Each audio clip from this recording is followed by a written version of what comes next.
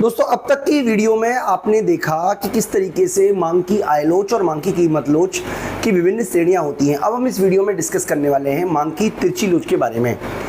तो देखिए, किसी वस्तु की कीमत केवल उस वस्तु की कीमत से प्रभावित नहीं होती बल्कि उससे संबंधित वस्तु की कीमत से प्रभावित होती है। मैं आपको एग्जाम्पल के थ्रू समझाता हूँ। जैसे मान लीजिए हम दो बातें कर रहे हैं, एक तो होती है गैर संबंधित वस्तुएं या असंबंधित वस्तुएं। असंबंधित वस्तुएं, तो असंबंधित वस्तुएं होती हैं जिसमें एक की कीमत का असर, यानी कि हम ये मान लें कि दूध है और कार, ये पूरी तरीके से असंबंधित वस्तुएं हैं। इसका मतलब ये हुआ कि दूध की कीमत बढ़ती है या घटती है, इससे कार पर किसी भी तरीके का संबंध परिवर्तन नहीं आएगा, यानी कि दूध की कीमत का असर कार पे नहीं पड़ेगा, इसलिए इसको असंबंधित वस्तुएं कहते हैं। लेकिन संबंधित वस्तुएं क्या होती हैं? संबंधित वस्तुएं वे होती हैं जिसमें एक का असर दूसरे की मांग पर पड़ता है, यानी कि हम ये कह सकते हैं कि एक वस्तु जब स्वयं की कीमत से प्रभावित ना होकर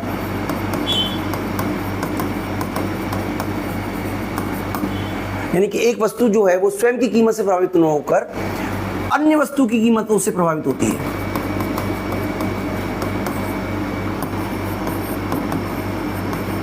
कीमत से प्रभावित होती है।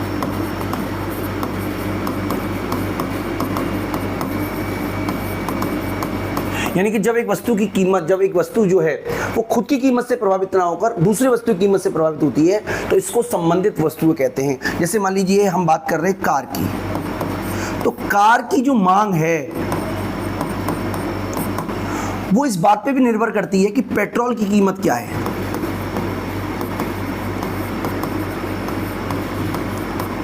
वो इस बात पे भी निर्भर करती है कि जो अन्य मान लीजिए ये सीएनजी की कार है, ये मान लीजिए सीएनजी की कार है, तो इस पे भी डिपेंड करता है कि जो पेट्रोल की कार है उसकी कीमत पर क्या असर पड़ रहा है। यानी कि पेट्रोल कार की कीमत।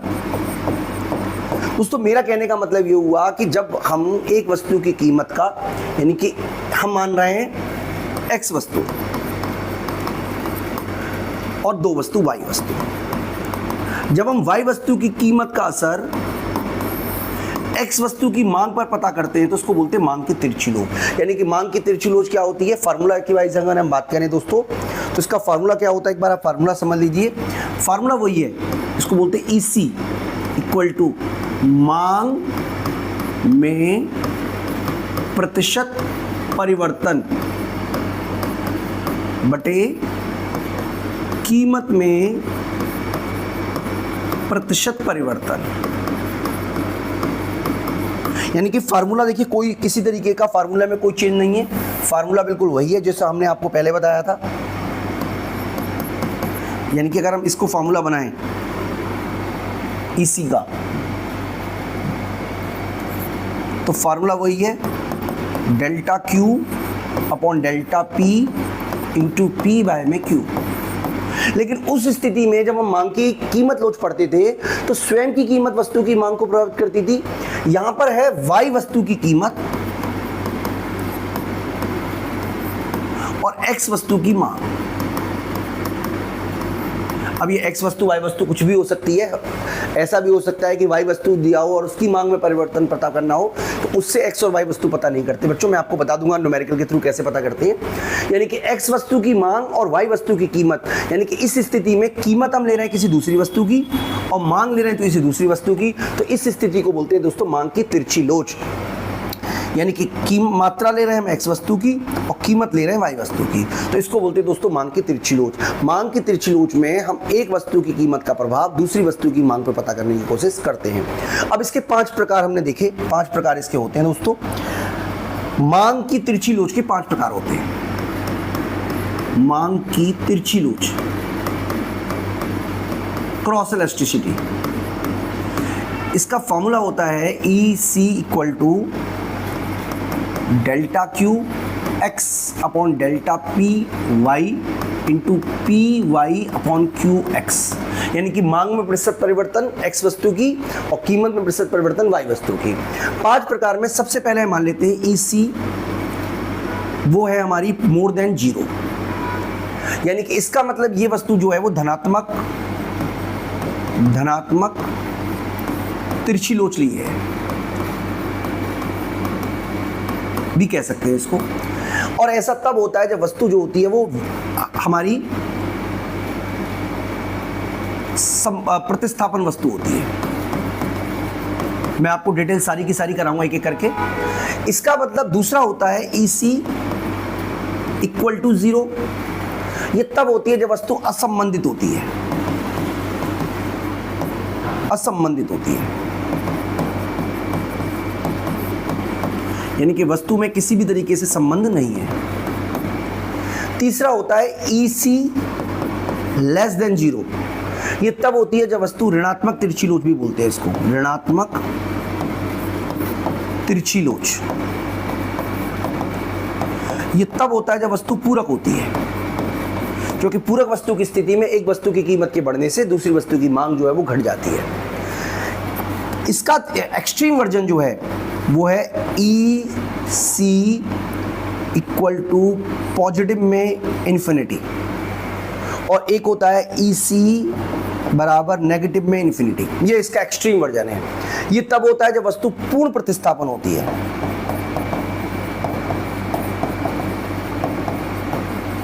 और ये तब होता है जब वस्तु पूर्ण पूरक होती है।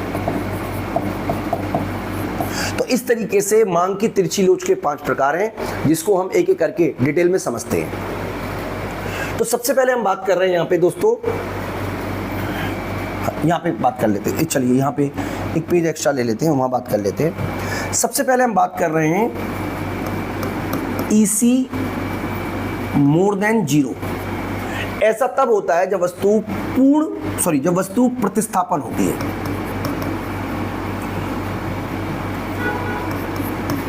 प्रतिस्थापन वस्तु होती है, सब्स्टिट्यूट गुड्स होती है। प्रतिस्थापन वस्तु का एक एग्जांपल ले लेते हैं। मान लीजिए CNG की कार है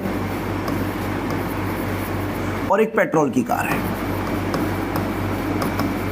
हम 2 एग्जांपल ले लेते हैं। मान लीजिए CNG की कार एग्जांपल के लिए, हम सिंपल एग्जांपल के लिए मान लीजिए 100 रुपए की है और 500 इकाई CNG बाई की जाती है, जबकि पेट्रोल की जो कार है वो हमारी है मान लीजिए 500 रुपए की, और 100 कार है पेट्रोल की बाई की जाती है।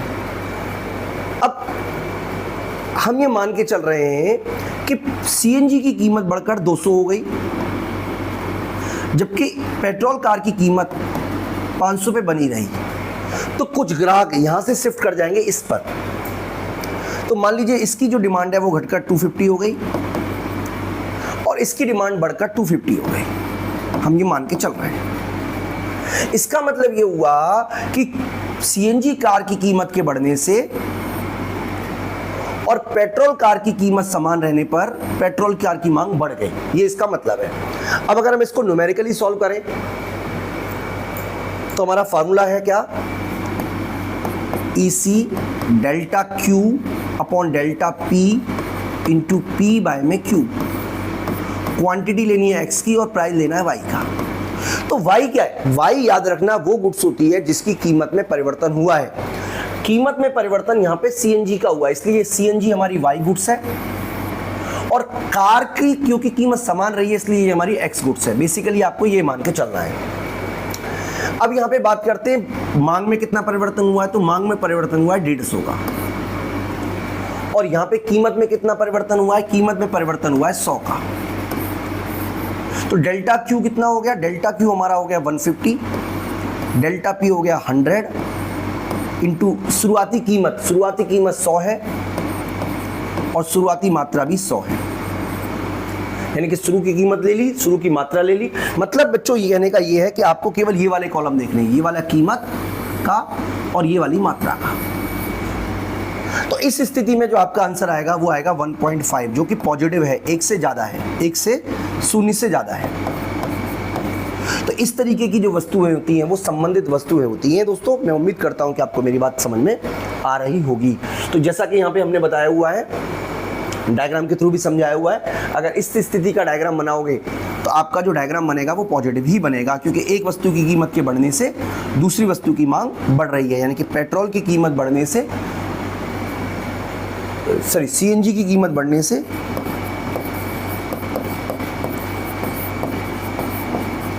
और पेट्रोल कार की मांग बढ़ रही है। तो इस तरीके की वस्तुएं संबंधित वस्तुओं में से पहला पॉइंट हमने आपको करवाया। दूसरा पॉइंट हम आपको समझा रहे हैं जिसमें हम ये मान रहे हैं कि वस्तु पूर्ण प्रतिस्थापन है। पूर्ण प्रतिस्थापन है। पूर्ण प्रतिस्थापन का मतलब होता है कि मान लीजिए हम x वस्तु ले लेते हैं और y वस्तु ले लेते हैं। y वस्तु ले लेते हैं। x वस्तु मान लीजिए 100 रुपए की है, उसकी 100 इकाई खरीदी जाती है। हम एग्जाम्पल के लिए मान रहे हैं कीमत 100 रुपए है, मांग 100 इकाई खरीदी जाती है। अब अगर कीमत में परिवर्तन होकर 150 होती है तो इसकी मांग 100 रुपए पर ही जीरो रह जाएगी। ये बेसिकली इसका मतलब है। यानी कि पूर्ण प्रतिस्थापन वस्तुएं होती हैं जिसमें एक वस्तु की कीमत बढ़ने से इसकी मांग जीरो रह जाएगी। कहने का दोस्तों मतलब ये हुआ, या मान लीजिए इसकी कीमत घटा देते हैं, हम इसकी कीमत 50 रुपए कर देते हैं।